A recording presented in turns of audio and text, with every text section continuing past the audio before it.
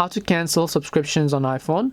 Hi everyone, welcome back to our channel App Guide. In today's video, I will simply guide you through the steps on how you can actually delete or cancel your subscriptions on iPhone. So make sure to watch the video till the end.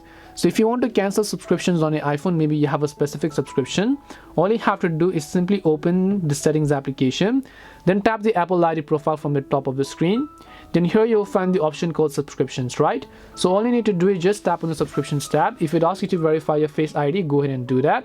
And then over here you'll be able to see all of the subscriptions that you have. So in my case, it says you do not have any subscriptions, but if you have subscriptions of, let's say, Hulu TV or maybe Peacock TV or Disney Plus Hotstar or whatever else, then you'll find the list here. You'll be able to tap on that and then remove or cancel your subscription respectively.